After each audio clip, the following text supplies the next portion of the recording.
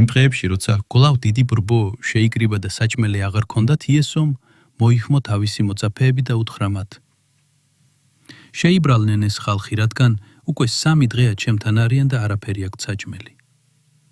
და თუ მშიეთ გაუშვებ შინ, გზაში მოდუნდებიან, რადგან ზოგი მათგანი შორიდან მოსულია. და მიუგეს მოწაფეებმა: საიდან შეძლებს ვინმე ამ უდაბნოში პურის მიწოდებას, რომ ესენი გააწყოს? და კითხა მათ: რამდენი პური გაქვთ? უთხრეს 7 და უბრძანა ხალხს. დამსდარიყვნენ მიწაზე, აიღო 7 პური, აკურთხა, გატეხა და მისცა თავის მოწაფეებს, რათა დაინაწილებინათ და მათაც დაარიგეს ბრბოში. ჰქონდათ ცოტა თევზიც. იესომ აკურთხა ისინი და თქვა, რომ მათაც დაინაწილებინათ და ჭამეს და გაწყნენ. და ნარჩენებიდან 7 კალათი სავსე ლუქმა დაასვენეს. იყო დაახლოებით 4000 კაცი. და გაუშვა ისინი. მაშინვე ავიდა ნავში მოწაფეებთან ერთად და მივიდა დალმანუთას მხარეში.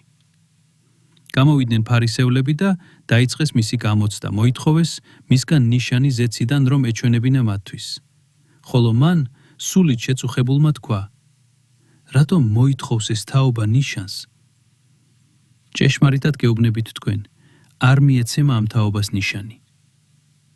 და მიატოვა ისინი. კვლავ ავიდა ნავში და გადავიდა სხვა მხარეს. და მათ